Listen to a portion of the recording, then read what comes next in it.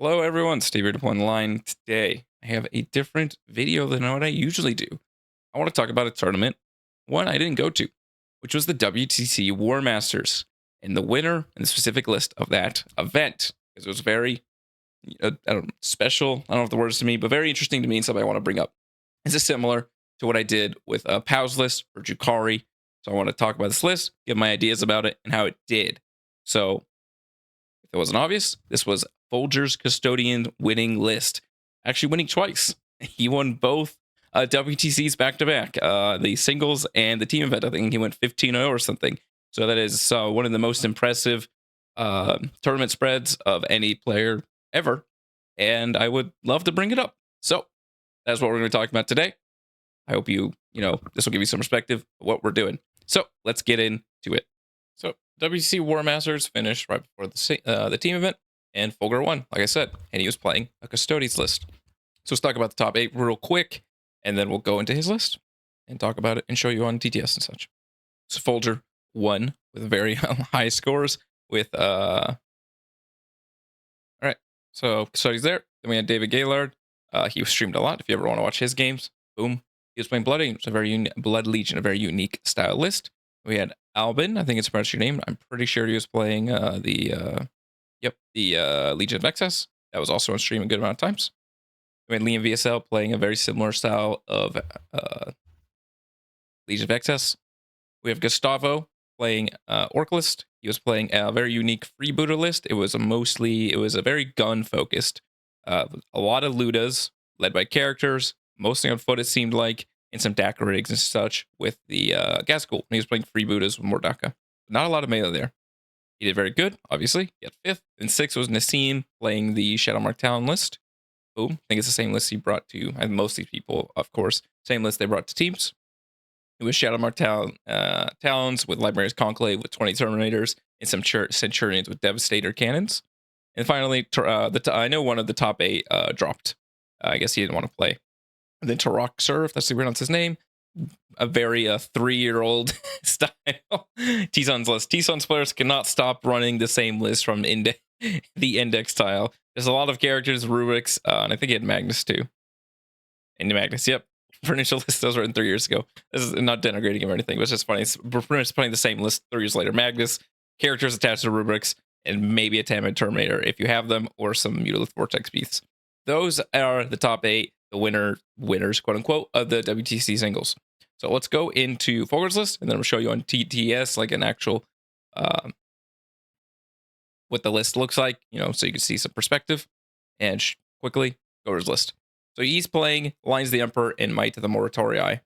I played a similar style, at least the same attachments to him at a GT this weekend, in a video that'll be this week, and it's very, very good. Obviously, Folger's top tier player. He played in he got, like I said, 15-0 playing this list at the 2 of the biggest events of the year. Quite impressive. So his list is Valyrian and Custodian Wardens. So the main point of this unit is as like a counter to Orcs. Valyrian gives you -1 AP in combat only, so an AOC style effect for melee. And once per game, he can flip one of his attacks, wounds, or saves to a 6. So it's pretty cute to get an auto 6 to save him, or get an auto 6 sustained hits. And then Wardens themselves have their -1 to be wounded against higher strength ability. So if you're strength 7 or higher, you get -1 to wound. And then they're very iconic once per game, beginning of the phase. They pop their ability and they have 4 field no pain against everything. So they're very durable with asterisks against things. So like against Orcs, which is mainly AP1, if not AP2, with lots of low damage, gets hampered incredibly hard by Valyrian and Wardens. And the unit itself is also 18 OC, so it's very good for standing on points. And if I didn't say, he's playing Take and Hold, which is pretty much the best disposition for Custodians. A lot of Custodian players, including maybe me a little bit, went towards the Purge style when 11th edition came out. And then GW said, no more Purge. But then we switched, we started evaluating Take and Hold and such, and figured out it's just better. When you're an army of every unit is OC 10 to 20, it's very easy to hold points, and innately holding your expansion and maybe the midfield for an army as slow as Custodians kind of just fits the vibe. Other than that, he went to Max Alaris Custodians, 18 of them, all with Spears, the correct weapon. This unit is insanely good in Lions Emperor. Lions Emperor attached ability is +1 to hit and wound if you are outside 6 of anyone else. And when you're also playing a style of list like his and something I played, you have a very low unit count. Like his list fundamentally has 1, 2, 3, 4, 5, 6, 7 actual custodian units. Obviously, the sisters stop you from getting attachment ability. They negate it if you're within range of the sisters. It's really easy to spread them apart. But when you only have like 6 or 7 actual bricks of custodians, it's easy to keep them spread apart and keep your attachment ability up. And a lot of the issues in 10th edition with Lions is one, the +1 hit was almost completely useless. So half your attachment ability didn't do anything. And two, 10th edition Custodians was more not MSU style, but more cheaper units that are grouped together. So like a lot of 4-man wardens that don't 4-man guards that don't cost a lot of points, a lot of squads of wardens and maybe some Alaris. So you were taking like maybe up to 10 custodian squads instead of 6 or 7. So it's harder to keep attachment ability. And like I said, attachment ability was way less useful. And this also comes with the style of the primaries for 11th edition, where being able to just stand on one objective means you're going to get a crap ton of points instead of needing to go to your opponent and stop them from holding their multiple objectives. The custodians can do that much easier. So back to it, he has the 18 layers, like I said, so they shoot incredibly hard, and they're a multifaceted unit. Obviously, all custodians are, but this actually increases your shooting power to make them a threatening shooting unit versus when custodians are not ever. Tell you from much experience, Alaris hopping down, shooting stuff will kill them without needing it in melee.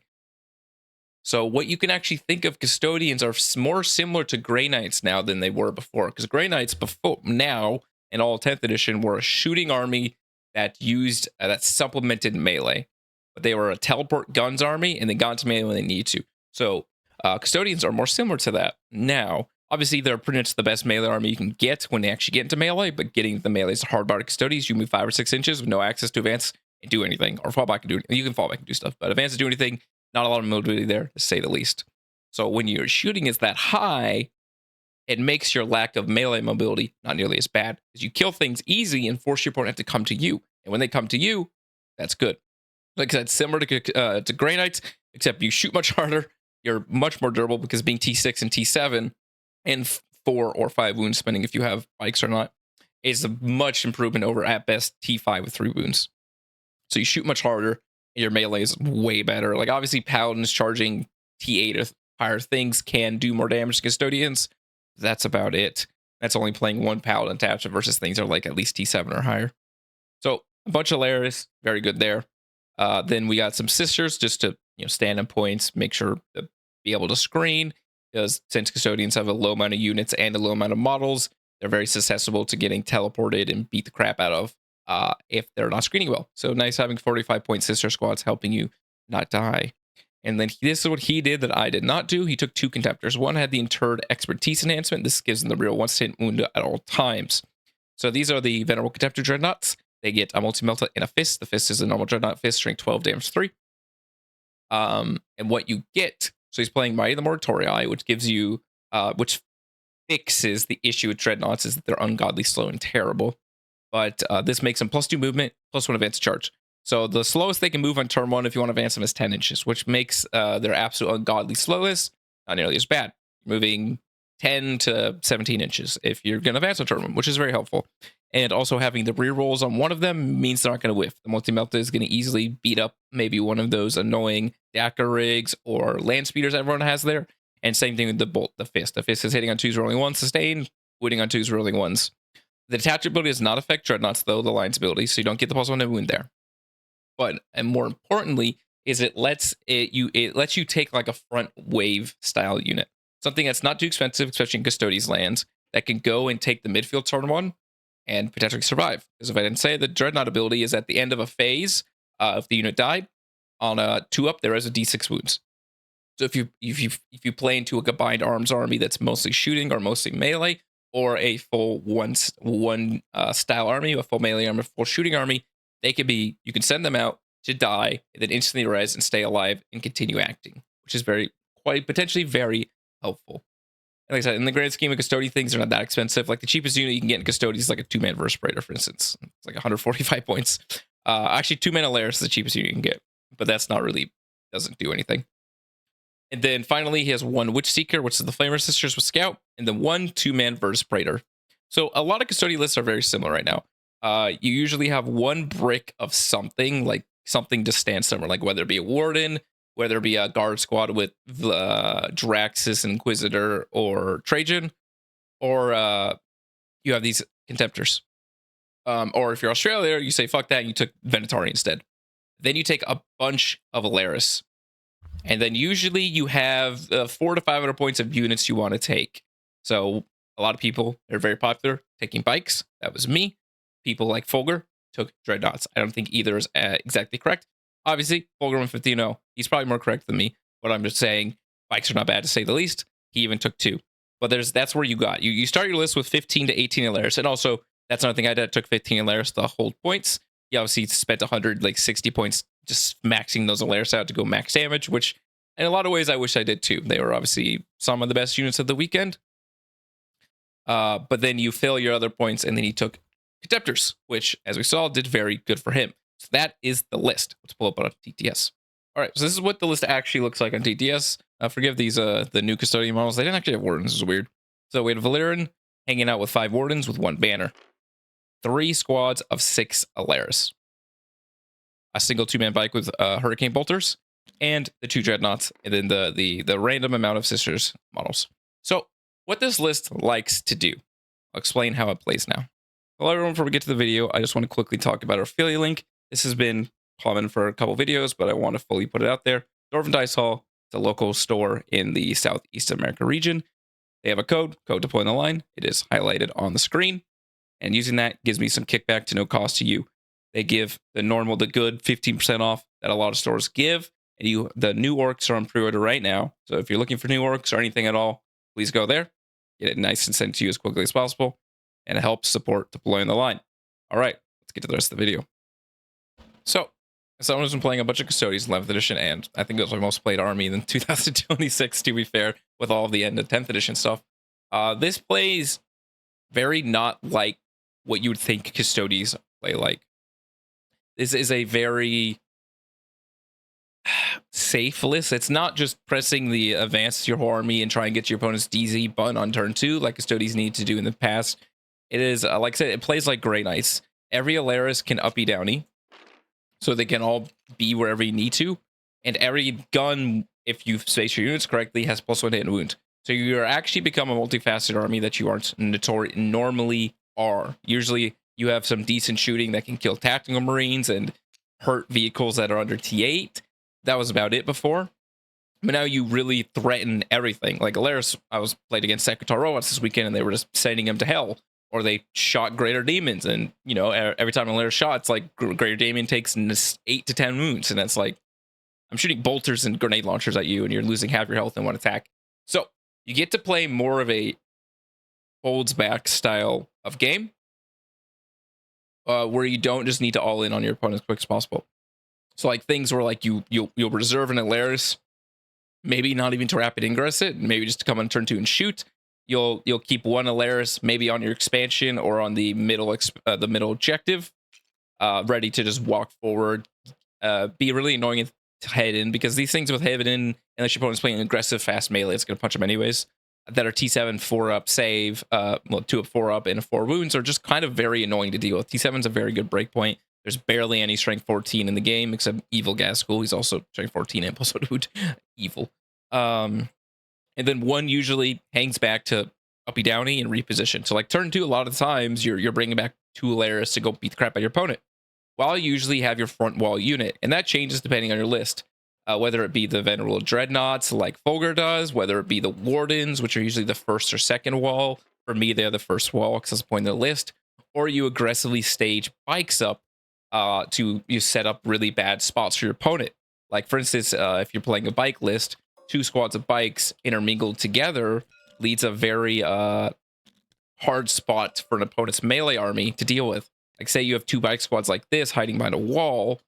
If someone charges this squad, most armies in the game, most melee armies except like super buffed units, cannot one-shot a bike squad, especially a 4-man, because they're just mounted. There's nothing that's good against fighting mounted. There's like no anti-infantry. There's no anti-vehicle that affects them. They have an annoying amount of wounds.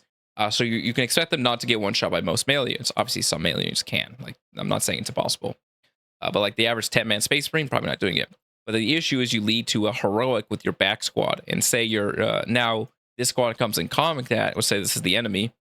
You get heroic here, you gain 5 first and such, and you're really good at fighting for obvious reasons. You have lance and plus 1 wound.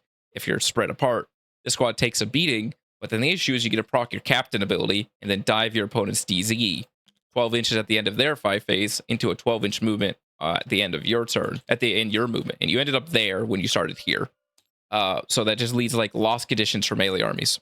Obviously, he didn't do that, so he doesn't have that condition. But the 2-man bike he does have is a very amazing first wave skirmish piece. We talked about they're very durable unless your opponent has like 50 las cannons, you'll shoot them and kill them. But fundamentally, 2 T7 5 up 5 wound models that are mounted keyword are kind of annoying to do, and their shooting is amazing. They have if you take a 2-man, 2 shots at 4, 1, 2, and they're always twin linked on like Alaris bolters, so they hit really hard for the amount of effort you put into them, and they obviously hit really hard in melee too. So they're a good unit for that. So a lot of this army is just staging kind of aggressively, but it's not fundamentally. You're not like, I'm World Eaters, I'm Black Templars. If I don't stage as aggressive as possible and get a turn 2 charge, I lose the game. But it's staging as much where you can get value your guns and your melee weapons as possible in the early game while threatening your opponent with aggressively evil shooting. That is how the army plays now. Very unfamiliar to normal style Custodian lists. So let's look at Folger's games and see how he did and what he played into. So we're going to go over his pairings and such, but I also want to show you what the maps were, because I want to show you quickly what he match played on so we can think of how he potentially, how the match went on that specific round. So very simply, they went ABC, ABC. So we'll think about that when we're looking at the pairings. All right, his first game was a mirror match versus Timothy. Sorry if I pronounced your name wrong. Timothy is playing Take and Hold. So very similar, simply Take and Hold on table A. And Timothy's list is a very similar list, but slightly different. So Timothy has a Valyrian and it's a Warden squad. Sorry, I was trying to see if I'm pronouncing his name wrong. Just 2 layer squads, but max. 2 prosecutors, 2 small Venatari, 2 contemptors, Verse Player, and Witch Seeker. So it's pretty much the same list, except he cut out 1 Alaris for 2 Venatari. I will say, as someone who's played a lot of Venatari, I'm not the biggest fan of them. They, to me, because they're kind of awkward unit, they only move 10, even though they're like a jump pack unit, like the only one in the game. I don't know why. They're like bikes where they don't innately benefit from the attachability, but that's also a benefit where they have lance, so you don't have to worry about grouping them up, not grouping them up, because they won't lose their +1 damage, +1 to wound effect. But they don't benefit from the attachability too much. They don't have any innate increase of damage, and like Alaris or Guard, you get a bunch of rerolls, so they're kind of slightly anemic. And their baseline ability is fine. It's fallback, shoot, and charge at all times, but you have access to that attachment, so having a baseline is good, but it's not needed. So I always felt them being like a last unit you add. This seems like something you would add maybe instead of the Contemptors or the Wardens, not fundamentally replacing Alaris, for instance. And we kind of saw by the game, it was a very strong win for Folger playing a mirror match. And this is what the map looks like. So I imagine if I was playing this map, I would put 1 Alaris here with probably my bikes. I would put my Wardens around in this region, staying in so I'm not getting shot, with another Alaris probably in this region or this region, just using hidden, ready to uppy downy, or just maybe walk up and shoot, with another one in the sky. While your dreadnoughts are probably starting in this area or this area. To be fair, it doesn't have any long range shooting, a long range lascan, so you could probably deploy the dreadnoughts relatively safely here, or even here. Well, you want to probably get them onto the middle and start the game, especially into other Custodes. They're quite decent at punching things like Wardens. You don't really want to pop your Warden Feel No Pain into a stupid Dreadnought combat. But if Dreadnought kills 2 to 3 Wardens in combat, that's you're winning that game pretty easily. But especially since it was such a 100 to 39, I imagined the other Custodes player probably got tabled. I'm not gonna say outskilled or anything. Folger's obviously amazing, but I'm not gonna hypotheticalize how the game went. That's how I imagine he deployed on this map and took control of this side of the board aggressively and as good as possible. In round 2, this is against Sergio. Sorry if I'm pronouncing your name wrong. He is playing another Take and Hold, so another easy, talk about Take and Hold again. Take and Hold mirror. Playing Dark Angels, both Vengeful Hosts. Usually you play Dark Flight Pursuit. That's the most common thing with Dark Angels. That gives them the ignores cover for all the fly, the dark angels fly things specifically, and some good strats and such. But Vengeful Host is also a great attachment. I've been playing with Blood Angels a lot. It gives jump pack units that deep strike and charge. Reroll once to hit for that phase.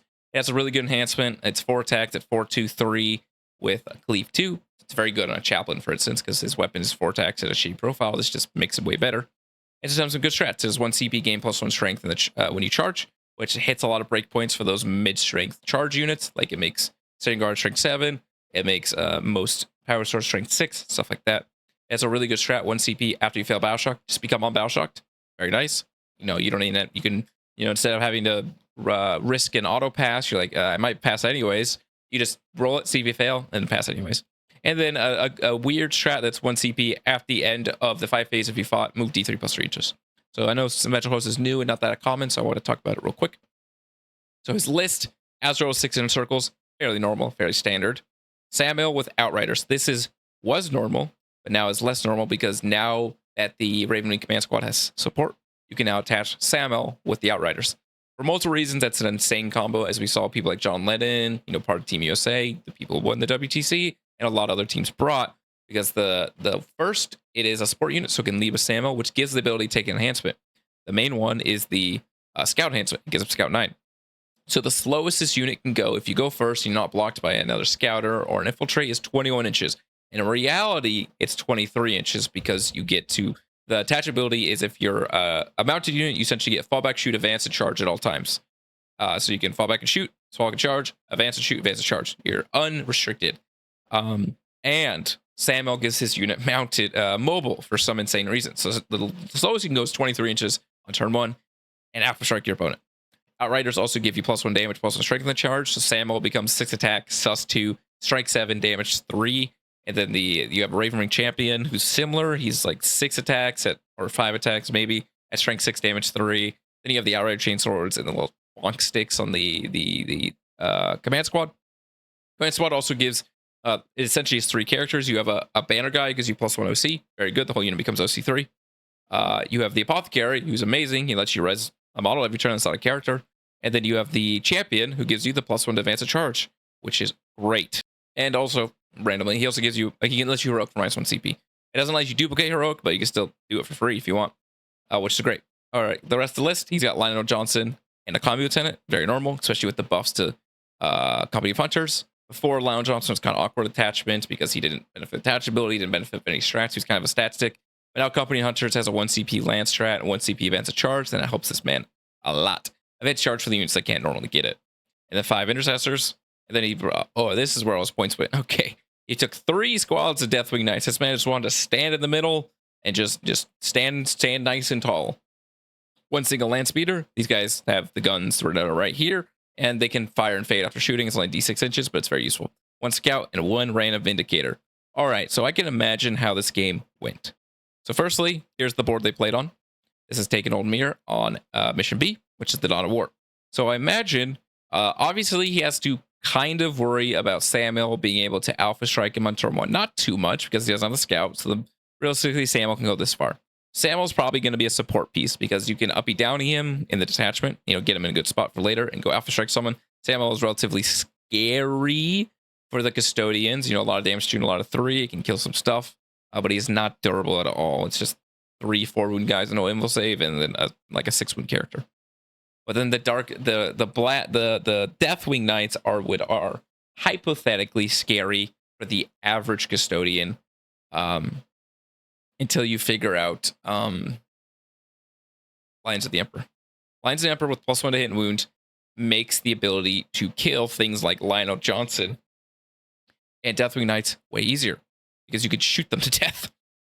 Deathwing Knights are relatively durable versus the bolters, but not any more durable than any other unit versus the grenade launchers. And they do get blast. So a squad of Alaris is shooting 66 plus 6 shots. The average there is what? It's like 23. It's like 29 shots, hitting on 2s, wounding on 4s. Luckily for Dart, he didn't bring any characters, so they don't reroll wounds, but they do reroll wounds in Lionel Johnson.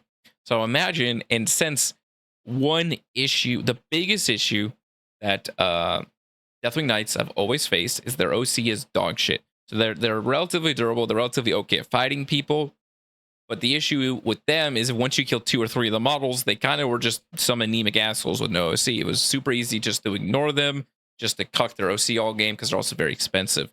So especially since there's a low unit count, even through -1 damage, even though they're not characters, all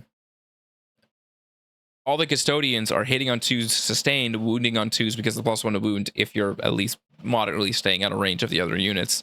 So even if you don't have rerolls from Alaris, you're still like, I killed 2 in the shooting phase. Here's now 20 saves. You're probably losing 2 more. You got 1 guy left. I have 12 OC. You have 1. That's probably how the game works. That's pretty much what the whole list is. It's 1 small Samuel squad, Lionel Johnson, 3 Deathwing Knights, and a smattering of random crap that doesn't matter too much. The Vindicator can be annoying, but also D6 damage and a flat 4 or 5 wounds is not the most commonly good profile at killing them, to say the least. So imagine, since it's taking Old Mirror, like you can just stack mass amount of models on like the middle. There's not much they can do about it. This also comes in Deathwing Knights are okay at fighting mid-strength people, low toughness stuff, but T7, fuck, they hate that. They're hitting on 2s, wounding on 5s. So Deathwing Knights come in, lucky to kill an Alaris or 2, and the Alaris or 2 punch back and kill most of you. And that's not where you want to be at. So that's probably how the game went. So I imagine, as per usual, I'd imagine 1 Alaris usually in the sky, deployed 1 Alaris around here, just enough to not get shot by a Vindicator on turn 1. It does have Assault, though it only moves 9 inches, so you get to pre-measure that. Hide a lot of models right here, so you have the 12-inch to the ground thing. Another squad probably around here or this side. I would imagine this side, because where all the action is. And then he probably wants to get the wanted to get the Venerable Dreadnoughts up and close, because also the only things he has good since he had almost no shooting in his list, the Venerable Dreadnoughts will shine. They can get on the point. He can shoot them with 1 Vindicator, doesn't have +1 to wound. Probably not kill them, and that's really all he's got. And then the Contemptors are just there. And obviously, they lose some efficiency in the Deathwing Knights, but Deathwing Knights are 4 wounds versus damage 3. You don't, like, it doesn't make you lose any amount of attacks. It still takes 2 attacks to kill 1, so they're not losing too much efficiency there. So charging in, you might kill a couple guys, which is very much all you need. Because the list is fundamentally 15 knights, a tank, and some smattering of crap that's easy to deal with. So as you saw, incredibly high score. It's probably similar. How did the game win? Let's get to round 3. Next is versus Orcs, and I think this name is pronounced Berenger. Apologize once again. I don't want to pronounce people's names wrong.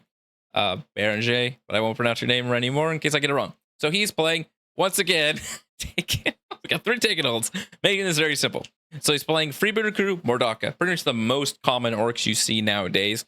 This is a very good showing of the Custodians. This is not the first not 30 win, but still a hearty win. He won by 16 points. So he's got Gazgo Thraka, Pain Boy, and then this is a max squad of boys. He has Bionic Workshop, which is an weird enhancement, but it's like the start of the game. You get a random buff, and it's like things like +1 BS, +2 to move, and such like that. So it's got a random buff every turn, or maybe it's once per game. All right, so we got a big squad of Gazgo you see everywhere. He's got a Beast Boss of Squigosaur with 3 squigs, Mazrog with 6 squigs, and a big mech with Squatter Squids purchased in North Cover with some tank busters. And then he's got Snickrot and Wazdaka all alone with a single truck, which is probably for the tank busters. He's got a 1 Gretchen to get CP and hold a point. 1 Ludus, it's probably for the Ludus. With Dead Shiny Shooters, this gives you the Rapid Fire, so Ludus become Rapid Fire 2. Another Ludus with Dead Shiny Shooters. Yeah, that's what I imagine he did. He has a transport, so they can potentially come out, advance, and shoot, and then disembark, and then the second squad hops on in, stuff like that. Another Ludus squad. So a lot of scary things in this army against Custodians. The Gazgo squad will one-shot anything with almost no effort. The Squigs are something we don't have to be scared about too much, because their melee is fairly anemic. It's strength 5 lance stabs and I think some strength 6 bites that are on force.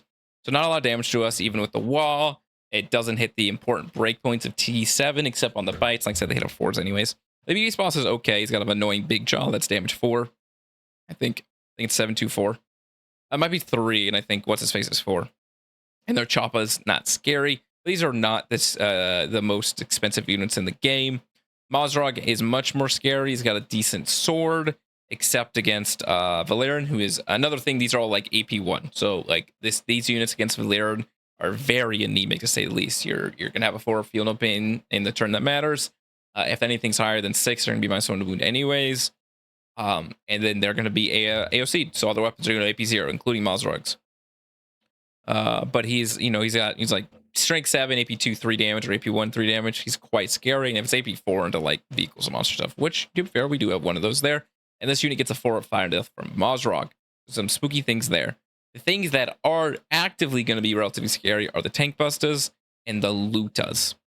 Especially lutas when you get access to the ignores cover, which you can do in this attachment, or the +1 AP for close enough, because lutas I think go up to 5 attacks or 4 attacks. Yes, 4 attacks at strength 8, AP1, 2 damage. They have heavy if that ever comes up. It'll be niche, but if it ever comes up, that's very good. And they get rerolls against objectives. So when we're playing Take an Old Mirror, you need to stay on the objectives. Even if you don't actively try and stay on the objective, the works are going to be an objective and you need to run on to go kill them. But the benefit of a lot of these units are, these are all a lot of squish units. Lunas are just T5 with a shit save at 1 wound. Orcs are the same thing. Tank busters, a little more durable, but it's still just T5 with a 4-up save and 2 wounds. And then obviously Gaskell, and the Squigs, like I said, they're T7 with 4-up save, 4 wounds on the sergeants, the knob, and they have a 5 fatal pain, so they can't be annoying. So they have characters. Layers will chop them up for breakfast. So, but the biggest hurdle to deal with is the freebooter rules. One, Mordak is annoying because it gives you assault whenever you want, and sustained when you're in the wall.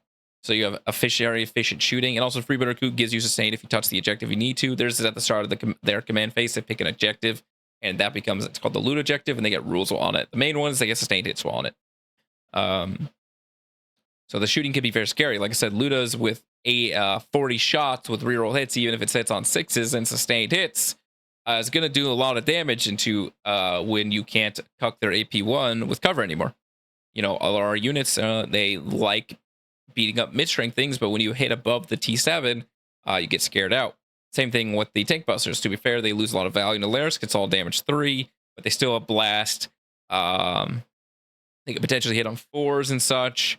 And the shock attack gun is a shock attack gun who could spook you. And also, the shock attack gun shoots you, and it makes you take a bachelor attack, so that can potentially win games just randomly. So, and a lot of this stuff is just incredibly undercosted idiots, like Squid Cod Boys. Like I said, T7, 5 up and will save when you need it, or anytime you want, because of freebooter coup. 5 of Feel No Pain, pretty good damage, and all 3 and 4 wounds. Like the squad is 18 plus 8 wounds, 26 wounds. That's a lot, plus the character. That is a big, beefy T7 squad. It's more than the Laris, for instance. Theirs is only 24. Obviously, Laris are more durable usually, but still. And Gaskell will one-shot anything in the army. So what Freebooter gives you, like I said, it gives you the sustained hits thing. It gives you 1 CP, put a unit in the wall if they're on the objective. So 1 CP, you can wall anytime you want. Gaskell's ability is +1 hit and wound at all times, and if he's in the wall, you get crits on 5s, and if Makari's still alive, he has a aura of, when you're in the wall, 12 with aura of lethal hits. So Gaz's unit in the wall, which you can do every turn, is lethal 5s every turn, and if they're if they're on the loot objective, it's also lethal sustain on 5s, which makes Gaskell kill anything. He's really good at killing Alaris, because he wounds them on 2s, and every time they fail save, they die.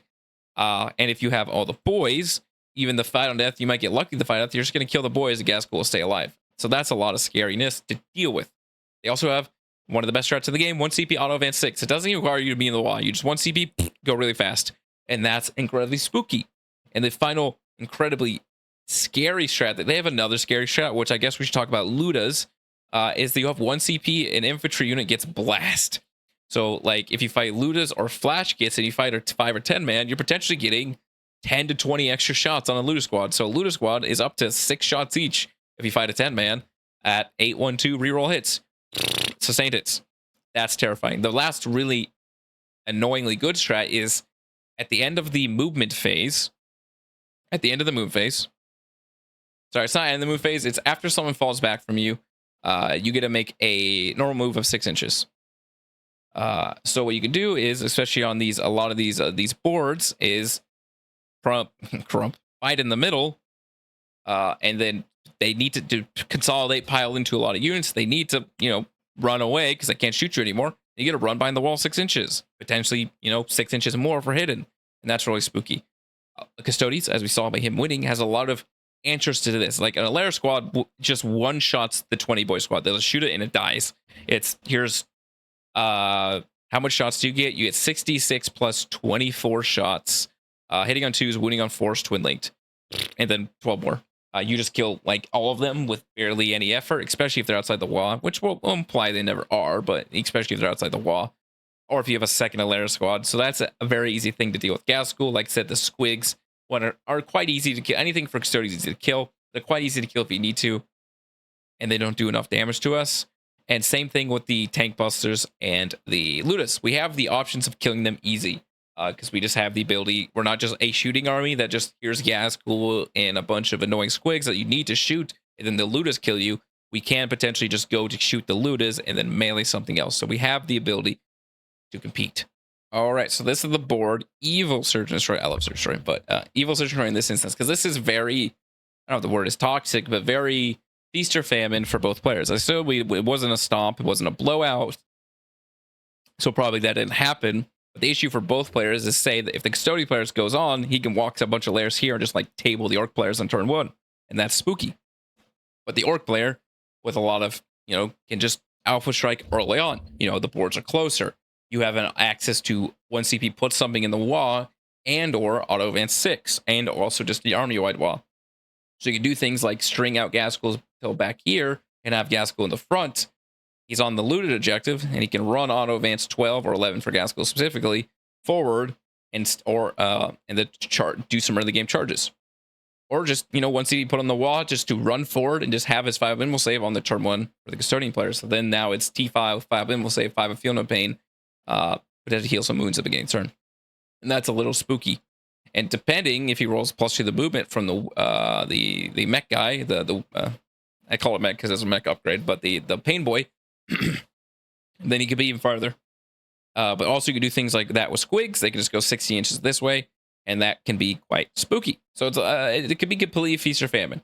But I would say it's probably more for the Orc side. Custodian players are probably, in my opinion, are slightly more beneficial here, because Custodian players can efficiently hide his good Alaris without getting Alpha Striked. Well, the Orcs can't do it too well. There's not a lot of hiding here, unless he wants to hide his Horny back here and back here, which is not the most unrealistic. One thing I will say in this matchup, Gaz definitely feels like the most important piece for both players. The Orcs, besides for Gaz, don't really have too much answers to the mass amount of Custodians. When Gaz died, I, as a Custodian player, would probably just run at the Orcs because they don't have enough damage, especially with interrupts and final deaths to deal with it. But if Gaz gets into combo with an Alaris and kills it for free, that's potentially game over. So what I imagine Folger did is probably deployed some Alaris in this region and this region. Enough where they're not getting turn 1 interacted, but enough where they can walk out and still interact with the board on turn 1 if they need to. And then he had the front wall of Contemptors and Wardens. Enough where they're not getting shot by Luz in turn 1, but enough where they're in front of the Alaris. Well, Bikes are probably on the side or just fully baiting turn 1. Bikes shooting is really good into Orcs, for instance. Like, you can potentially expect a Bike to almost one-shot a Ludus squad. 12 shots, twin links, hitting on 2s, winning on 4s. You're not one-shotting it, but you're going to kill most of it, which is quite scary, because they only get 6 up save. And then, as you saw, it wasn't a stomp, but Folger won by like 15-ish points. This game probably went all the way to turn 5, or close to it, but he was probably in the reins most of the game. So I'd imagine as he held down this expansion, the Orcs, besides for Gaskell, in this list, don't have a lot of OC. It's a lot of OC1 models or OC2 squigs. It's only like 9 of them total, or 10 of them, because I come with 4-mans with the characters, so 12 total squigs. And Custodians, like Valyrian is 18 OC just to Anne's point, for instance. So you probably easily held down expansion. And on the other end, the Orc player, it was probably hard to hold down expansion because there's a lot of durable units, things with high OC. So you had to probably very hardly screen with this, so he wasn't just getting uppy downy by Alaris or even the Bikes. Like, the Bikes coming this way seems like perfect for them, just to take out this expansion, force him to have to push more that direction towards the south region that he doesn't want to be, because he wants to be most of his army here. And that's probably how the game progressed. While, the Alaris are probably being the trump card pieces, maybe one going out early, being a sacrificial lamb, killing a bunch of things, forcing him to commit with his Orky pieces, and the other 2 teleport in and shoot to death. That's how I imagine the game went. And there we go. Folger round 3. Now we're back to, let's get to round 4, and we're back to the AB style. So layout A is next. All right, everyone. Another Custodian Mirror, another 100 for old Folger. Scoring, playing against Gonzalo, playing Custodes. Let's see what his list is. So he's playing Lions and Scion Hunters, but purposely playing Disruption. This makes me feel like he, I don't know this for sure. I don't really want to check, but I feels like he was in like the actual team event and he just one-to-one took his list, because Custodes can do Disruption. They can fill a Disruption spawn, just trying to table people, but you should definitely not play Disruption in singles. So that's my opinion. That's probably what happened. But playing Scion Hunters is the Recon Sisters attachment. Normally when you're playing a Moratori list, you either run a very small round of Dreadnoughts or 0 Dreadnoughts like I did, just to get taken old. But this is, you know, if you play Scion Hunters, you at least get some amount of rules for your sisters models, even though they're not that impressive. The Trajan leading guard squad. This is a unit I do love and wish I was going to play it. So opinion time. I fucking hate the Wardens. Always my least variable unit. Obviously it works for Folger. I'm not saying it's wrong, but as me and what I see, I hate them. And I wish I was running a guard squad of some variety, whether it be Draxus, a normal Inquisitor, who's awesome in Lions, for instance, or Trajan. So he had Trajan in 4 guard. He had a Laris captain with a Dom Immortis. It's hard to pronounce this word. With the spear. That's weird. I'll say that. And a split of axe to spear Laris. This is also a little strange. This, I have to ask why he did this. I'm just curious, because the spear goes, the Dominatoris gives you strength, AP, and damage. It's like a variable what it gives, but it makes the spear goes to strength 10, AP 3, 3 damage. And 3 damage is good. AP 3 is good. Strength 10 is not very good. It's not a good breakpoint. But the axe, it also is 7 attacks, though. The axe, though, on the other hand, is strength 12, a huge breakpoint. AP 2, obviously, is worse than AP 3, but a huge breakpoint in the AP of Spearland, because AP 2 is usually enough and what all you all need, and damage 4, which is an insane number to have. So I'm curious why he went with Spear specifically. And then the weird split of Laris to Spear guys. I don't know if his plan was to split them. Probably not. Maybe just to have some variability, especially if he goes to fight vehicles with his unit. The axes are usually better into most big vehicles than spears. I don't know, but it is interesting. And then a Draxus squad with more guard. So something I quite like. So, and then another Blade champion with a guard squad. So overall, before we get to the rest of the list already, this is a very 10th edition style Lions list that maybe people didn't like playing, which is a lot of smaller units that are led by people that lets you potentially get jumbled up, because we're already at 4 units before anything else. And that Blade champion has superior curation. That is the end of the phase. If this model dies on 2 up, they come back with D6 wounds.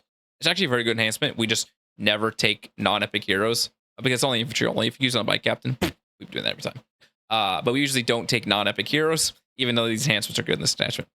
And then finally for light units, he has 1 bike squad with 2 bikes, with Sav launchers, and a Fierce Conqueror shield captain on Dawn Eagle. Fierce Conqueror is like a beta cleave, but usually better. It's at the start, I think, start of the 5 phase, or when he activates, he checks every model that's within 6. And for every 5, he gets 2 attacks. So it's kind of like Cleave 2, but it also checks other units that are other models that are in a different unit, which is kind of cute.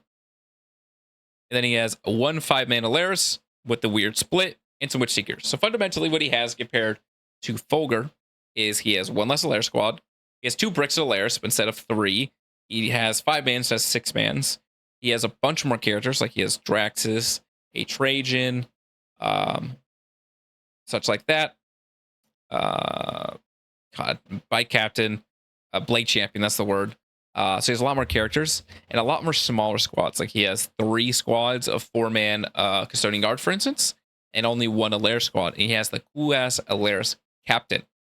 But what he lacks in comparison with the lesser Alaris and the lesser number of Alaris is he lacks the shooting buffs. Guard are quite good at shooting. You know, they have in my opinion, better rerolls to Alaris. Like, Alaris get rerolls against characters, monsters, vehicles, which is a lot of things, but not everything. Well, guards just get rerolls if they're on an objective, which is always in your control. So they can always have rerolls if you need them, whether it's stringing back to your home field, just get 4 rerolls there, or going forward. But overall, even though they can double shoot, except for Draxus, their shooting is a lot lesser than the Alaris. And he doesn't have those Dreadnoughts, which is what would be best to send to the front lines, and the Wardens too. Wardens plus Valir, and they're also quite good in Custodians, especially if these Custodians with axes, because everything is AP 1 or 2, so you actually get benefit out of your AOC style ability, and the +1 to wound is negated by their -1 to wound, so they can't actually live. One thing to watch out for, which is the bane of all wardens everywhere, is their ability is triggered at the start of the phase. So you have to pre-call it. So if your opponent sets up to shoot the wardens and potentially have a different target, they can say, "Here's a bunch of units that can shoot your wardens to death. Do you want a pop ability?" And you're like, "Yes," and like they just ignore your wardens, or you say like, "I guess not," and then they shoot your warden and kill most of the squad anyways. You still have a useless feel no pain. You're like, "Well, this fucking sucks." So that's probably the vein of what happened. He just has he has more units, but less efficient units that are easier to kill and get bogged down. Like the 3 wound Custodian Guard are quite easy for Laris to shoot to death, for instance. So let's see a disruption versus a taken hold map. It's be a lot different. This is on A. And one thing to talk about before we get to the map is disruption versus taken hold is very taken hold favored. It's the death trap objective. Let's pull it up and show you what it actually does. All right, so A is playing on sweeping engagement. It's a very normal looking sweeping engagement. This part's a little... And let's pull it up on TTS for you guys. Boom. So this is a very normal style sweeping engagement map. You know, 3 big runes in the middle on a triagonal. This little front thing out of your DC. And we have a little protective L here. Nothing crazy here at sweeping engagement. Damn, I didn't pull it up. All right, so what Death Trap is, a disruption player has to do, it's an incredibly front-loaded primary. So they have to do actions. It's very simple. They do an action on any terrain piece that is outside their DZ. Yes, and they get variable amount of points every time they do it. So they get 2 points if it's a non-objective and 5 points if it's an objective. So on turn 1, if they had enough speedy actions, they can get 5, 10, 15, 19 points in turn 1. You only get 15, but hypothetically 19 points are up for grab on turn 1. And that's that main part. But other than that, that's where all their primaries come from. The only other points they can get is 4 points at the beginning of the turn for holding an objective, and 3 points at the end of your turn for killing something that's in range of a trapped objective. And it's only one time. Even if you kill 5 units on objective, you only get scored once. And Custodians, you're probably never, if ever, relatively ever, barely if ever is the word I'm thinking of, barely if ever going to get those kill points. You can expect it maybe once or twice a game because your opponent has to stand on the objective. If you're on the trapped objective and you kill them off the trapped objective, you don't score points. So it's fully in your opponent's control to let you get kill points for there. Obviously, they need to stand on objectives to score things, to be fair, but it's still in your opponent's ability. While the Taken Hold player is incredibly simple. They're literally playing Taken Hold. They get 2 points for taking for each objective they've taken that they did not control at the end of their turn. So hypothetically, if you go first and you just walk on these two midfield objectives, you get 4 points. And at the beginning of the turn, they'll get 3 points for each objective they control. Boom. So they can get 3 points here, 3 points here, 3 points here. And if it's outside the territory, it's worth 6.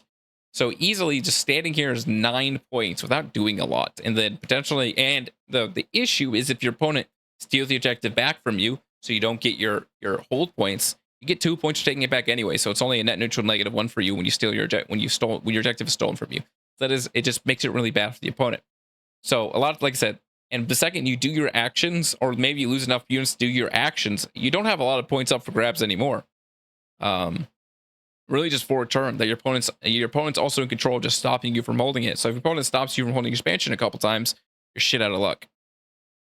And so back to the score, it was a very handy win for the Custodes, for Folger's Custodes. So, like I said, what I imagined is, since his models are much more efficient, the 4 wounds is not the biggest. The 4 wounds T7 pretty much doesn't matter in the mirror. It's actually not a liability, but it's not good. You're just wasting points on that stat line. But the aggressively high shooting of the Alairs and the annoying Contemptors, especially with his style list, he can't really expect to kill the Contemptors easily in shooting unless he has multiple +1 to wound twin-linked guard squads doming them. They're from the shooting. And he really needs to kill them twice in one turn to get rid of them. Because those things are also annoying to guard. They'll charge it and hit and wound on 2s. One of them will have rerolls. And then just wipe a bunch of the models off, which is just really annoying because you're playing a dumb Dreadnought. So he probably easily just hunkered down, held these objectives, killed the early game quickly. All the people could do the actions because fundamentally all he had was maybe some Alaris that split. The issue, if you split your Alaris, that opens you up to have way less efficient damage. Then Custodes can easily table you even more by stat checking you. But if you don't split your Alaris, you don't have any action doers. He had like 2 or 3 squads of sisters, and that was about it. We saw it was a very handy win for Folger. I imagine a lot of his army is just hanging around here. Well, he had some nice, relatively aggressive pieces over here. I would put like my bikes and my dreadnoughts, 1 or 2 of my dreadnoughts over here, just so they can go and dive the opponent's expansion turn 1, because dreadnoughts have decent OC.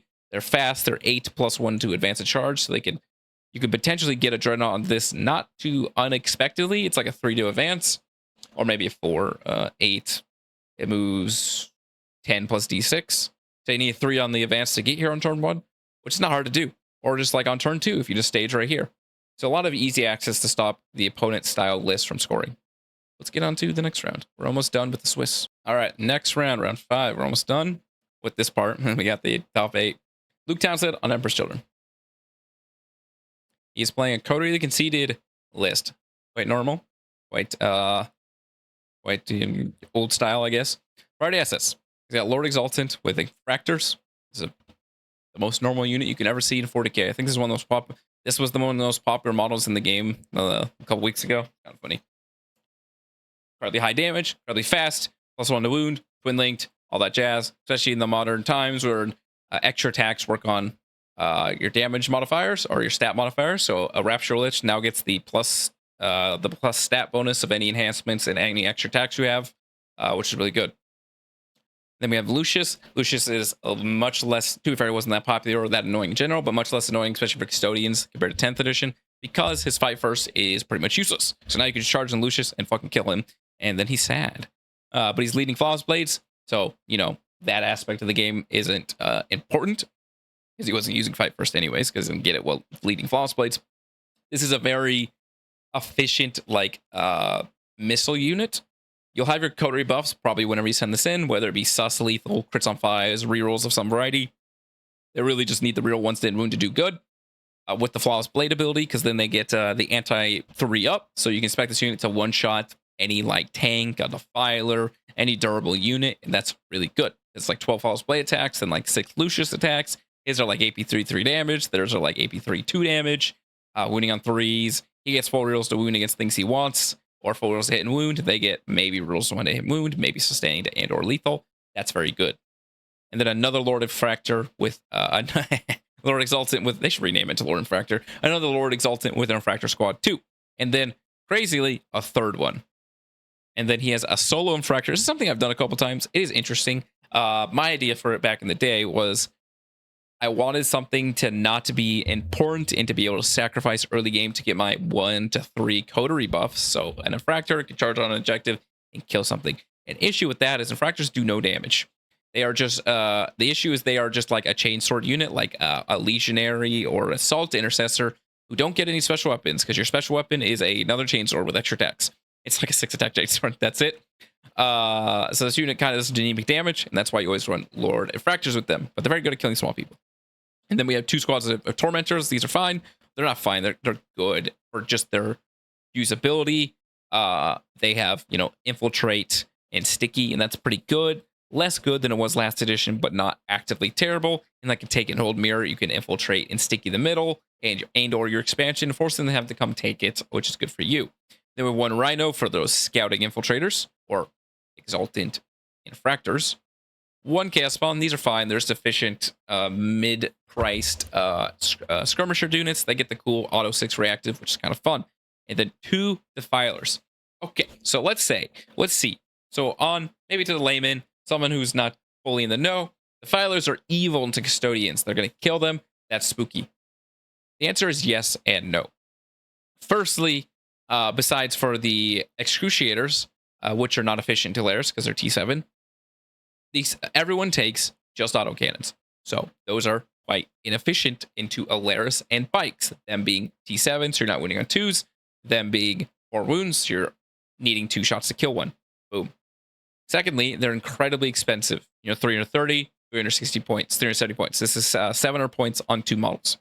So, and thirdly, combined with the rules of lions, you can actually shoot defilers to death. It's not it's not even unexpected for 2 squad Delares to like kill defiler shooting.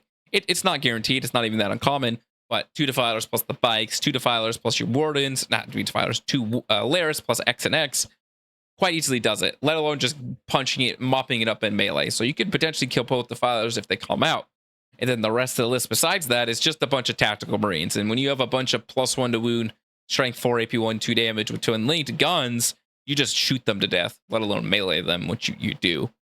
And a good way to make sure these models don't just kill you, Lord Exaltant specifically, is you just don't stand on the objectives. Lord Exaltant's also only strength 7, only, which is actually quite good for Laris. That means he's winning on 4s to 3s. He's not just winning on 2s, reeling everything. So he can whiff a little bit. And his +1 AP besides on his Lash Whip is wasted. So a lot of his extra damage doesn't really apply to Alaris as much. But like, imagine these Contemptors and these bikes in this matchup are quite imperative. The bikes will run around, shoot most of Infractor Squad to death, kill another one, and just say, here you go, I killed 2 of your squads, come kill these dumb bikes, and then I'll shoot you to death with Alaris. While the Contemptors are being assholes, just dicking around. Let's pull up what the map they pulled on and see how it looked like. All right, now we're back to B. Let's see what the map looks like. All right, and this is what it looks like on B. As a recon player, this is very similar to the recon map I play on all the time. Not exactly. So this is quite a good map for Laris and Custodes in general. You have this nice split part, but it's very close to your whatever the hell you want to call it, your deployment zone. So now you can have Alaris come here, walk through this, and easily see a lot of areas this way, making a lot of this region unsafe. You have nice staging. You have a nice just hidey hole for a squad Alaris just to deploy here and just walk out and shoot things. Same thing with bikes. Your expansion is incredibly, 1 inch off your DZ, so you just have it with no effort. And with things like your sacrificial contemptors, maybe your 1 bike squad and your Witchseeker stuff, you can stop the evil scouting Rhino from tabling the important units. And EC are a very, what's the word? They're very mobile, but I wouldn't say they're an incredibly fast army. It's usually a Defiler that moves 12. Defilers can be fast. I'll concede that. But the average army, the average unit, just has 7 in advance and does stuff. So fundamentally, it's incredibly easy pre-measure. And a Fractor goes 13 inches and charges you. So as long as you're like this far away, a Fractor isn't charging you. Caveat is turn 1 because they have Scout. So if you have some Witch Seekers that block off the Scout, not block it off, but body block it specifically, or you just deploy farther back, you don't have to worry about getting Alpha Strike. And at the end of the same time, I would, to be fair, an Alaris is a lot more expensive than even a Lord Exaltant Infractor squad, so sacrificing that to kill some amount of Alaris is not the worst thing in the world. But what I was trying to say is you don't really need to be scared. As long as you don't deploy on the objectives, they're not going to do a lot of damage, if not any. And then Valyrian, especially, is awful to those units in general. Because it is 21, 22 chainsword attacks at AP1, which will do almost no damage. And then the Infractor, obviously, he's AP3, so that's not negated, except the whip, it goes down to AP1. But he's just some strength 7 damage to attack. So he's winning on 3s, which is not great. And then if you even have 1, maybe 2 wardens alive, they'll probably likely kill all the Infractors back. So that's not a good thing for them. So like just having wardens blocking here with maybe some Alaris right behind, ready to maybe heroic or just walk on forward, is really scary for them. And it's very easy to lock down these objectives for you and keep this in threatening mood. Like, for instance, if you walk up some Alaris here, turn 1, you have your bike staged here, or this Contemptor runs on up. While he does have a lot of Battle Lion, they are incredibly shitty. They're not shitty, but low durability, low impact Battle Lion that's not doing a lot. So potentially just blasting them to death and just taking the point from yourself is pretty easy to do. Pretty in the cards for the Custodian player. And as we saw, like another 100 to in the 30s shows that it probably was. Like I said, this is another army, since it is just a bunch of tactical marine variants without good screening, very susceptible to the Laris deep strike shooting. Potentially 1 deep strike shoots, 1 uppy downing shoots, and just blasts you to Kingdom Come. Like I said, if he brings out a Defiler to shoot something, maybe your Wardens, maybe those bikes, maybe those Contemptors, and you just pop down 2 Laris squads here, like 1 here, and you blast it to death, it's not even unexpected to kill it, which is very spooky for the Defiler players. But that is how probably, assumingly how the game went. Let's get into the last Swiss game and get into the top 8 afterwards. All right, round 6. This is the closest game yet, I think. No, the other one was closer because Folger didn't get 100. But it's the highest scoring his opponent got. So I'm going to guess it's a pretty normal Cabal Magic list. Let's see. Grand Coven? I look at that. Grand Coven Priority Assets. So the same mission he just played. This man is only, he played Disruption. Like, his man has only played versus Taken Hold in Priority Assets so far. All right, so Sorcerer leading some Bodyguard. Pretty normal there. Sorcerer leading some Bodyguard. Pretty normal there. And then, okay, he has the Terminators, which is quite good. So Terminators with Umbralific Carestol. This is potentially scary because it lets them turn 1 Deep Strike. Because they codified that, unlike with Alaris, for some reason, that they can use this on turn 1. So, especially in 11th edition with Toe-In, potentially Alpha Strike you in turn 1. So you have to watch out for this unit.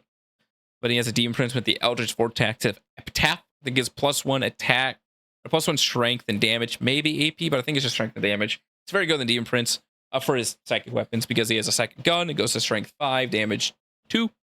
And he has a, it might be AP 2. And he has a sword, but it makes a sword strength 9, damage 4. And then a good sweep because it goes to like strength 7, damage 2. And the Magnus. What he has otherwise is Rubrics, solo Rubrics. So he's got, is it 4 squads of Rubrics? 4 squads of Rubrics, 1 Terminator, Magnus, and some trash and stuff. No defiles, anything like that. This is a very normal Grand Coven list. So, what we're going to find, or what we do know, is Custodians are very good at killing tactical Marine style units. You know, T4, 2 wounds, stuff like that. You know, like tactical Marine. This is an army that is exclusively tactical Marines, maybe some Terminators, which is very bad for them. So obviously they do a lot of damage when they come out. They have annoying mortal wounds. They do cheesy movement shenanigans. But the army in general is not fast. They have 1 cute movement trick. Magnus himself is a fast model, but they have 1 cute movement trick. Magnus can maybe make some models faster, but they don't have a lot of assault. They don't have teleports except for a predetermined model. They don't have a lot of, if any, fallback and do anything. They're not very mobile, to say the least, which is very easy, good and easy to play around. It also doesn't even have the Secondars, which move a little closer. They move 8, so them double moving can get some annoying spots. So the only things you have to worry about too much here are the Sorcerers going sicko mode because they're 9 shots, sus 3, and you have a Dev Wound turn, so they can pop off and do damage, or they can just do completely nothing. If you want to watch this list do stuff, a very similar list to this, if not the same list, watch my game when I played Pyles list, playing Drukhari. It's on the channel. It was one of my last videos recorded. So it's just things that are actively scary, kind of, are Magnus, who loses a lot of value against Custodes, because he has, obviously there's a turn where you can +1 to wound, because it's a Grand Coven. You have a turn of +1 to wound, a turn of like +6-inch range shooting, and turn of just dev wounds on all your guns. But he has his big gun is 3d3 shots at not strength 14, it's like strength 9, damage 3, so inefficient into both bikes and Alaris. And then his other gun is like d6 plus 3 shots at strength 5, damage 2, so very inefficient to anything into Custodians. So Magnus loses a lot of efficiency. Even his sword is only damage 3. Like I said, Demon Prince is not that scary for obvious reasons, except against Alaris in melee, because it goes to damage 4 and can have a +1 to wound, so you can make them wound him on 2s. So that is the only thing to worry about. He has a 6-inch basic movement phase deployment, like you can deploy 6 inches away. Can't do that while rapid ingressing, but then he is kind of scary to rapid ingress, so you have to potentially watch out for him. Rapid is in a good spot and killing the Alaris. And other than that, the main actual threatening unit, which always is going to be, is the Scarab Occult Terminators. Like I said, they can go turn 1, which you're not going to do in this matchup because you will die. Even if you kill most of the Alaris squad, the other squad will just kill you, which is a bad trade. This is a much more important unit than the Alaris is. One thing about Magnus, too, is though he can -1 damage, T-Sun's players are greed balls and never -1 damage. They always want to be +2 movement, but he can be -1 damage. Is Alaris with just their grenades will do a shit ton of damage to Magnus in shooting. If you get all 3 squads shooting his ass, you might just kill him through -1 damage, which is scary. So Magnus has to be incredibly careful. And, you know, once you shoot him a bunch of times and get him to melee, even if he has like 10 wounds left, it's very maybe expected for 1 squad to maybe just kill him even at 10 wounds. So he has to be incredibly careful, which is a bad thing to have because he's 500 points and kind of the linchpin of your whole army. If he has to AFK behind your home field wall every turn, it's not really what you want. But the Terminators, like I said, they are a linchpin unit. They are the only thing that can take a hit. They're the only thing with a melee profile, so you can't just pile. What's another thing? You can just pile into Rubik's and say, fuck you, you're in combat now. You don't have to fall back and do anything. Die. They can at least fight back. Not amazingly into Custodians, but they can fight back. But you have to worry about it for both players to not get alpha striked. Like if you set your models up incorrectly, where the sorcerer can teleport in a good spot, get potentially everyone within rapid fire, and then set up a Devu, reroll hits, +1 AP, potentially even Doombolt onto an Alaris squad and just kill it. That's incredibly awful for the Custodian player, especially because one Alaris is probably in Deep Strike, I would imagine. Not a lot of things to clap back, and since it's guns, it's not just on your deployment line; it's a little bit farther back where they can live. Because Alaris, the Scarabs have -1 wound against everything, so they're not just getting destroyed by Terminators. To be fair, and one Alaris squad firstly shooting them with they will do a good amount of damage because they still have the +1 wounds, so they're not winning on 6s, and the missiles, the grenade launchers is 66 plus 12 shots, so that's a good amount. And then the spear is still damaged too, so you're gonna hurt them in the shooting phase, to say the least. And that's implying only one squad is able to shoot you. Like the Wardens, the Contemptors pop up and kill a couple of guys. The second Alaris squad, that's really bad, potentially. And then obviously the bikes too, even though there's only 2 of them, is still 12 shots twin linked +1 wound damage too. That will do some damage. But so it's just pretty much the protect. Who can you, if the Scarab Cult get a pop off, they will probably beat the Custodians. If they don't get a pop off, they have to be used defensively. They need to try and stem the blood flow. The Custodians are in the driver's seat and they're winning, and that's really bad for the T-Suns player. So it's really just the linchpin Scarab style thing. Obviously, if you let Magnus shoot you from 24 inches away, you have no recompense about that. That's going to be very good for T-Suns player, but I'm not going to imagine most people are going to let that happen. It's very obvious where Magnus is going to go every turn. Obviously, he can go 16 plus 6, so he's fast, but he's a giant monster that has low range. He's 24-inch range on his guns.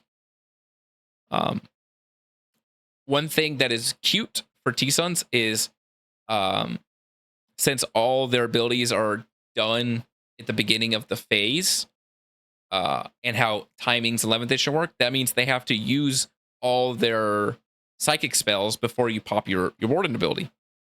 What that means is they can Doombolt the Wardens before the Warden ability is even active, even though it's the start of the shooting phase.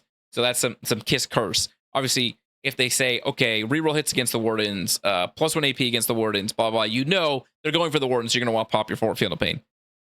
But that means the Doombolt goes off before, and it might even kill 2 guys, which is really spooky. At the same time, that means you don't have to waste your ability. You're like, okay, they move up, and they're within range of both your Wardens and your Terminators, and they do all the DBOs and Terminators. You're like, okay, they're probably trying to bait out my Warden ability. I don't need to use it, which is good. So Kiss Curse there. It's an interesting perspective that doesn't apply to most and pretty much any other army. So let's look at the map and talk about how things maybe went. Dawn of War. Let's look at it again. So Dawn of War. God, 11th edition maps are terrible. This is so bad. Who makes this? What is this doing? I'm just mad now. Like this is useless. What is this blocking? Like it looks cool. Just fucking a hole. They forgot to put a ruin here. Jesus Christ.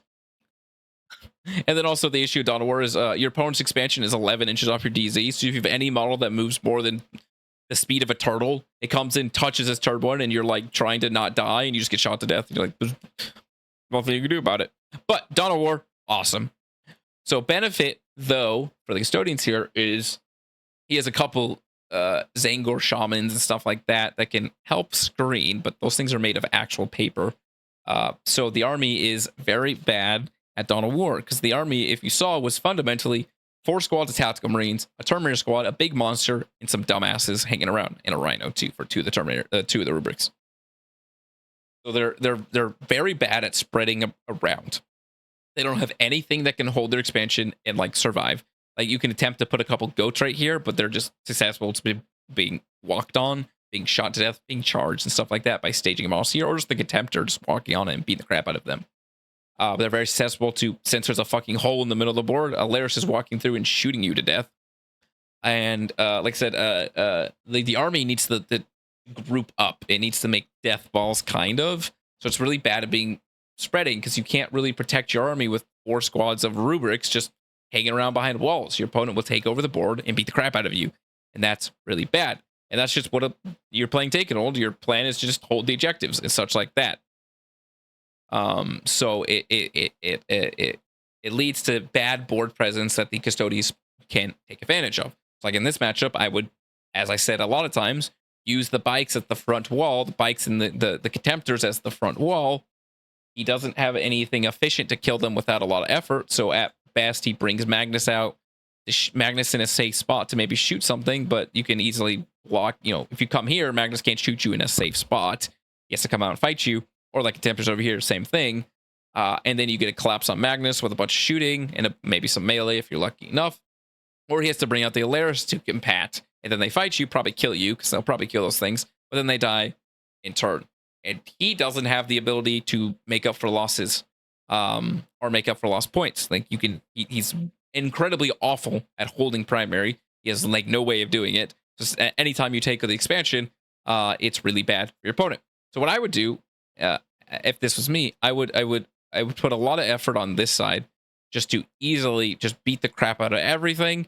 Make sure we can never hold points while putting some very easy to hold units over here, like the Witch Seekers, the Prosecutors, like things like hiding, like Prosecutors hiding in this corner, or even maybe a split Alaris if you're crazy, is really hard to deal with, for instance, for them specifically. Obviously, they can maybe get some rubrics here and kill you, but then that unit's just dead, and you're like, okay. And then I'm backed up by some hidden Alaris and such, where they need to be like here to even shoot you, which is not where they want to be, to say the least. That's another thing. The T-Sons, even though they have flamers and such, they don't want to be next to you. They really don't. They want to be far away, so they're not dying to death, getting heroic, getting super heroic, 2 CP heroic, and such like that. Like I said, that was another incredibly handsome strong win for Folger. That is the Swiss. That is the normal tournament. Then he went into the Shadow round, which I think he played Liam. I remember David Gaylord was on stream playing Blood Legion versus I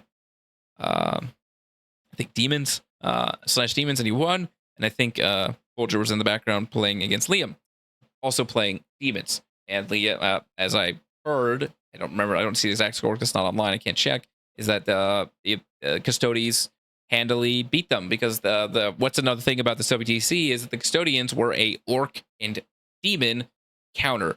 Because Demon fundamentally is you have 2 stat lines, maybe you have a Keeper, but 2 stat lines. You have T4, 4 wound, Little Fiends, and you have T3 with a 5 invulnerable save, and T3, 1 wound, 5 invulnerable save, Demonettes. To say those are dead and easy to kill for Custodians would be the understatement of the century. So obviously Fiends can kill the Custodians, but getting into combat with them might be a struggle, even though they're potentially relatively fast. They're not obscenely fast, but I wouldn't call them slow. They're like speedy, but not like ungodly fast. So you could pre-measure them and such. There's no advantage charge in that attachment. I don't think. I might be wrong. Sorry if I am.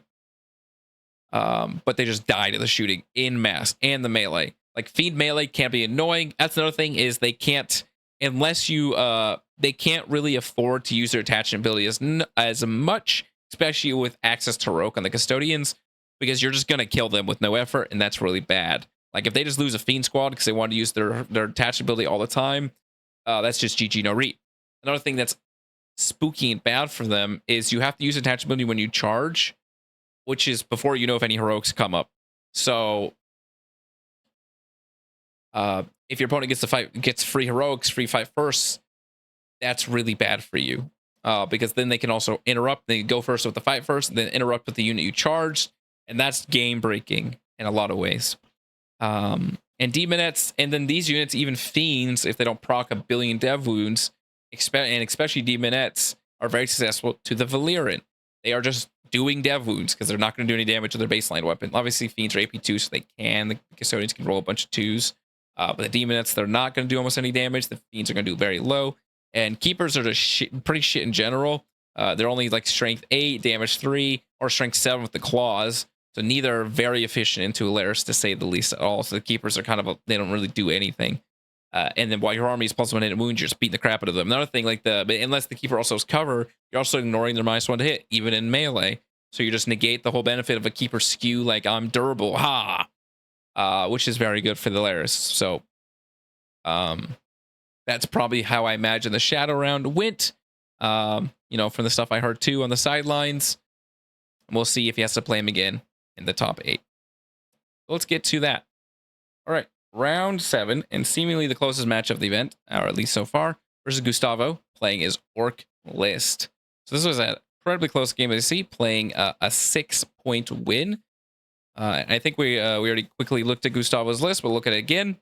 This is the very, very spooky, shooty. Yes, I talked about this list, or a similar list, because that's what we played earlier. So we don't need to really go too much into it. And this is another Take an Old Mirror. So Gazgul, Pain Boy with the Bionic Workshop, Bleeding Boys, Zogrod with Gretchen, a big mech with the Ludus, a big mech with the nothing with more Ludus, both with Dead Shiny Shooters. Okay, which affects the big mech, which is cute. Mazrog with some Squigs, Wazaka, 3 big mech Deca rigs, some Grots, and some more Ludus. So 30 Ludus, some gas stuff, 3 of the little tanks, and a smattering of other random crap. That is the list. So it's very similar to the other list. Obviously, the other guy had some tank busters, some other random stuff, more Squigs, less Deca rigs, but very similar shooty orc style list. So we don't really need to go into it too much. This is also taken hold on A, which we already went over. So we don't need to look on the map again. Like I said, it was an incredibly close game. So this is probably not like Folger just obviously didn't just beat the crap out of him. This is a very, I would imagine, things like Gazgul were very imperative to this game. They were used incredibly well and such like that. Sadly, I can't really talk about the game being streamed, at least because I watched the War Game Live stuff. If it was on a different stream, someone, if anyone knows, if you can post in the comments, I'll actually watch the game later. But from what I saw at the War Games live stream, the other game, which was with David, so we didn't really get to see this one, from the perspective I saw. But like I said, what I imagine, Gazgul was probably impaired for this game. It's such a close game. Same thing with the somewhat the Wardens. To be fair, this is a gun list. There's almost no melee except for Gazgul and the Squigs, so the Wardens just cucking a whole army doesn't apply here. But I would imagine the Wardens are good to get things started since they're not so imperative to kill things. Obviously, the Laris are the linchpin as they always are. We don't really need to reiterate that to say as much because, if 30 looters are visible, like 10 Allures can kill every looter there, for instance. So it's really what the style list definitely feels like it likes to do is keep a bunch of looters, at least maybe one squad in reserve, but a bunch of looters in its home field, and every turn send one out. Because you have an auto advance 6, you have an advantage shoot whenever you want, so they can just go 12 inches to shoot something just at will, which is very spooky to say the least. Especially since we know we have access to the Dead Shiny Shooters, so they're 4 shots baseline. You have access to the blast shot, so you can get up to 6 shots, 5 shots, 6 shots, depending on the unit. If it's a 20-man, like 8 shots, use my 80 shots. And that's really fun. But that's really how, I'd like to imagine the list went. Like I said, if anyone has information about this game, I would happily like to hear about it. So there is that. Let's get into one of the last games of this event. Oh, sorry, I think I got it confused. I guess he didn't play Liam in the Shadow round. I was just completely wrong on that. I don't know what he played. So he definitely played one of these. Top 16 is Shadow round into top 8. Yeah, I don't know. So I was just wrong. Apologize there. Back to it. So essentially what I said before, this was a blowout.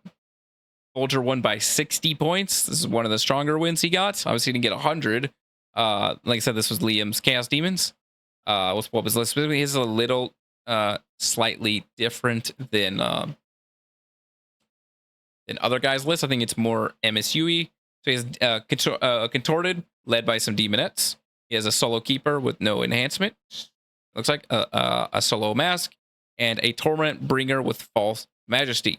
False Majesty is a very good aura. It is a 6-inch aura of just +1 to wound. So it very helps these weak statted demon units that are all strength 5, strength 4 not be weak and shitty. Stormbringers are also in giant bases. They're like on 120 bases, I think, which is very wide and does a lot of space. You can hide them in. And then other than that, he's got 60 total demoness. Look at this man. You know, we love 60 T3 1 wound ladies with knives here. You know, get going. 60 minutes. Other than that, he's got just this is what most people did 15 or 18 fiends. He just took a lower amount. 1 6-man, 2 3-man fiends, and they took some seekers, a fleshhound, and a beast. So you got some other random crap in there. Like I said, the mass, maybe the keeper, and then some other seekers and fleshhounds. But like I said earlier, it just doesn't have the ability to deal with the custodian special lairs, because at best you send your army and kill a squad, and then you get tabled instantly. And as we saw by the points, it's probably something would happen. Folger probably didn't get 100, maybe wasn't focused on secondaries, but I can know from primary. Let's say. As I say, I'm gonna see if it checked the primary. Is that as the recon player, you can stop the taking all player from scoring primary a decent amount of times. Says every time they don't kill someone, they don't get 3 points. Every time they don't hold multiple objectives, they're losing points, stuff like that. So that is the game. Finally, let's talk about the finals. Holy shit, 1 point. Not really, they just didn't really score. But this was the finals. I watched a good amount of this on War Games Live, so I know a little bit what Folger was doing. But this was David Gaylord's kind of out, what's the word? Unexpected Blood Legion list. This wasn't really on a lot of people's radars, except for, I guess, him and his team. And it was very cool. I played against it this weekend. It's very mean. You can do something like this in Shadow Legion 2. They're different style. Shadow Legion is much more aggressive, unless you get always advance and charge and a 6-inch scout, and the ability to essentially warp talon a different squad. But Blood Legion has a lot of rakes, I guess, that like to say, a lot of rakes you can step on because of its surge move and other random crap like that. So this was a Skullmaster leading Blood Crushers.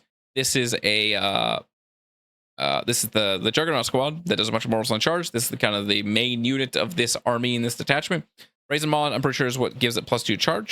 This combines with the icon or the horn, which I think it's the horn, of the Blood Crushers to be a +3 charge unit. So you can actively use it from reserves or just be very aggressive from like a rapid ingress or something on the board, because then you're +3 charge, you know, advance and charge, because they have advance charge. We have Belacroix to, you know, since your army is a bunch of mounted units, you probably want that 18-inch load up. And he's also good at punching people in the face. 1 Red Master. This is pretty much the best corn unit. Maybe surprising he doesn't have more, because they are a little expensive. Also, I didn't say he's playing Perch the Foe. Very unsurprisingly. He has Blood Legion and Cavalcade of Chaos. Cavalcade of Chaos is the cavalry attachment. It gives you, at least that WTC ruled it, a Turn 1 Rapid Ingress, which I think is stupid and I think is wrong, but they did rule it that way, so I'm not going to really argue. It gives chair mounted unit, which includes things like the chariots on the Red Masters. Always a fallback, shoot, and charge. And it gives you some other random strats that aren't as important. It's really just the Rapid Ingress, which is crazy. Or it lets you double Rapid Ingress too. I think that's really what the strat's supposed to be used for, but whatever. I'm not the judge. I'm not gonna argue here. That's also how they played at my tournament. But yeah, so that's what that thing does. Other than that, he's got another Blood Crusher unit with no leaders, 2 of them. It just has Soul Shouting Charge, which just gives them a 3-inch engage range when they charge specifically. So he's got 18 Blood Crushers. These things are T7, 5 of them will save, 3 up save, 4 wounds. Their damage itself is pretty anemic. It's 2 attacks at damage 2, and then 4 attacks at damage 1 that hits on a 4. But the mortals are pretty insane. It's every model on a 4 up, you D3 mortals when you charge, and it's not engage range, just the unit itself has to be engage range, so you just always get to roll your 6 or 7 dice. That's what does a lot of the damage. And then potentially combined with the Red Master, it stacks them up. That's why I'm saying a lot of people would use 2 or 3 Red Masters because it's got the best buff. It's at the start of the combat phase, you pick someone with an 18 and you give all corn attacks firing that unit +1 attack, or is it +1 strength, AP, and damage. So it makes these guys 2 attacks at strength 7, AP 3, damage 3, and then 4 attacks at strength like 8, AP 2, damage 2, and they actually hurt incredibly hard. And then combined with maybe Scarbrand, who I didn't say. Scarbrand is aura +1 attack, and now that works on extra attacks, you can make the Blood Crusher horns incredibly good.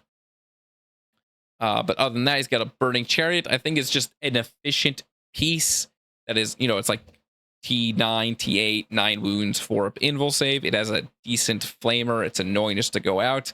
And it can slightly help some of the shooting he has, like skull cannons and the flesh hounds, to do more damage. He's got flesh hounds, which are just normal corn guys. 2 squads of them to do his primaries and his small amount of actions he might have to do, and the upbeat downing. And importantly, what he used to them in a lot in the tournament is like the front wall.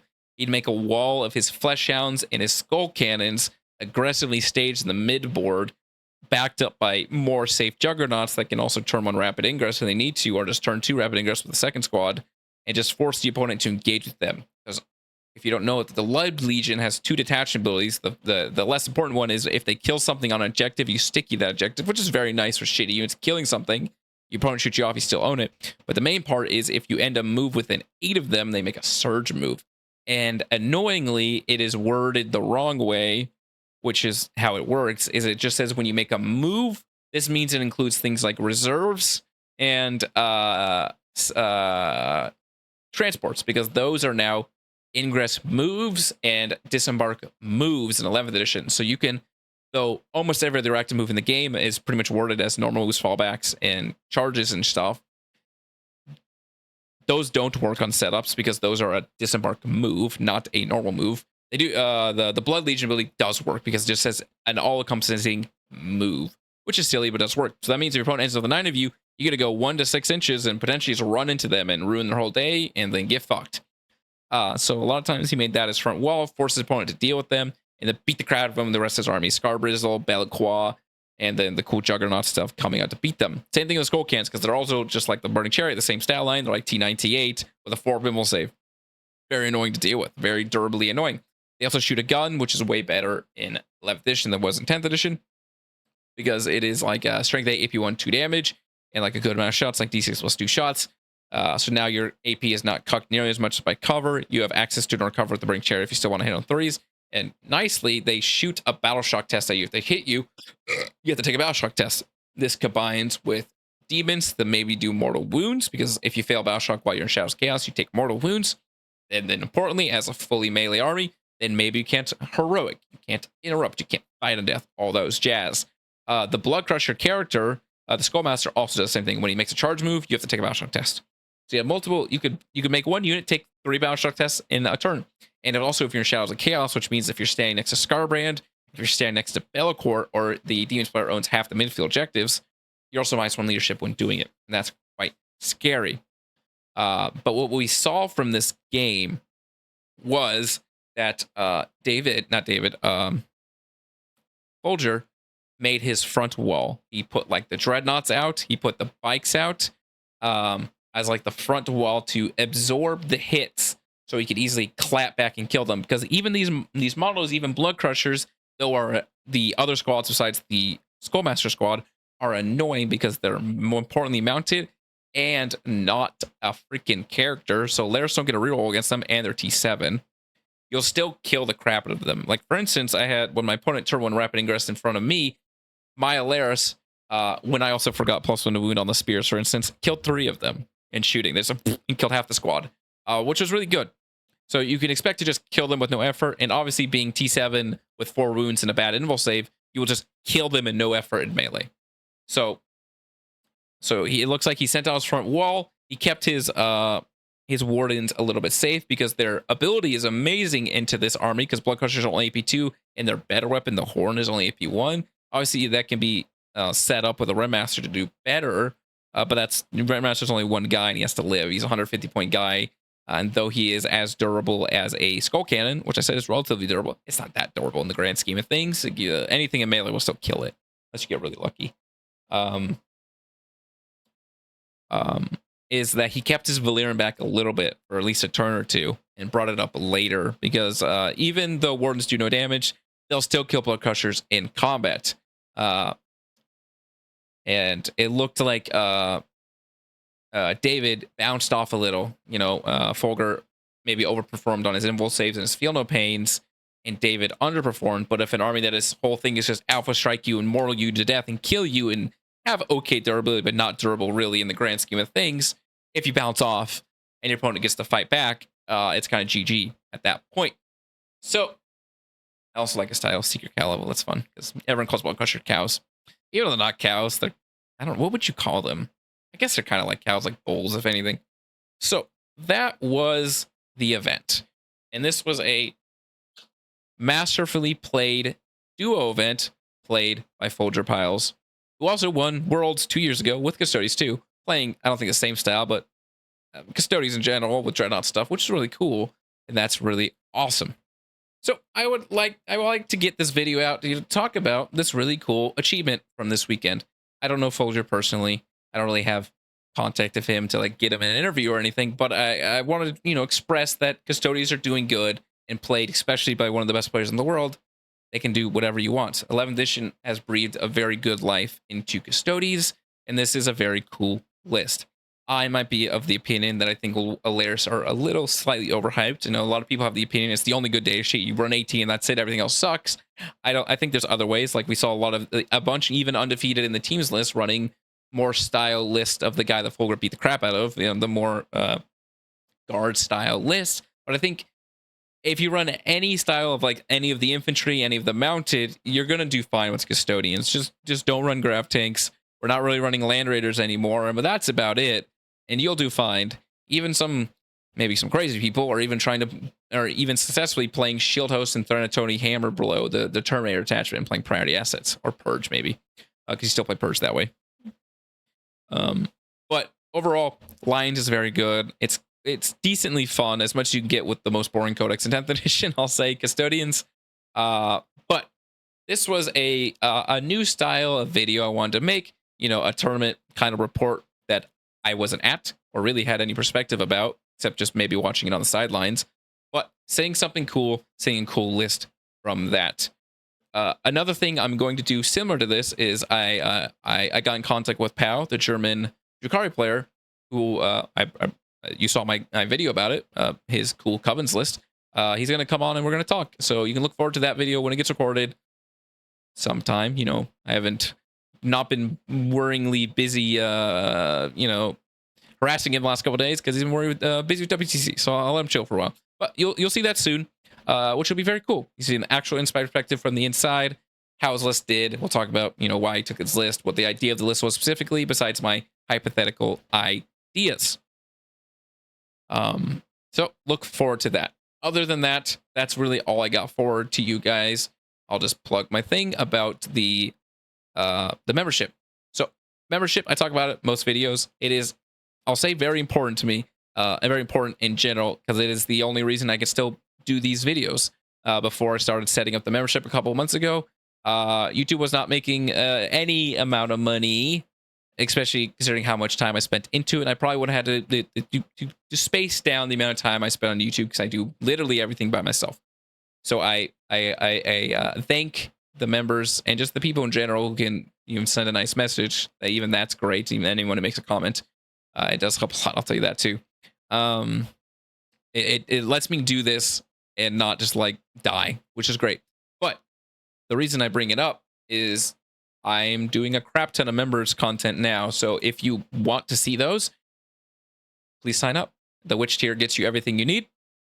I am now doing the short form battle reports where I go through all my perspective, go through all my ideas, tell you exactly what I was thinking, and those are going to be pretty much exclusively to the members video side. So if you want to see those, please sign up. There will be a couple on the free side. When I don't have a video that I could record at both sides, I will release the short form normally. But if you want to see most of those, please sign up for members. That is all I got for you guys today. Thank you for watching. And please tell me your opinion on this video and me doing something like this for other things in the future, for tournaments that I wasn't just part of, and just giving my perspective and my ideas of potentially how it went, even if I maybe was wrong. But that's all. Please leave a comment of your ideas about that. It'll give me a nice idea. That's all I got for you guys today. And you all have a great day.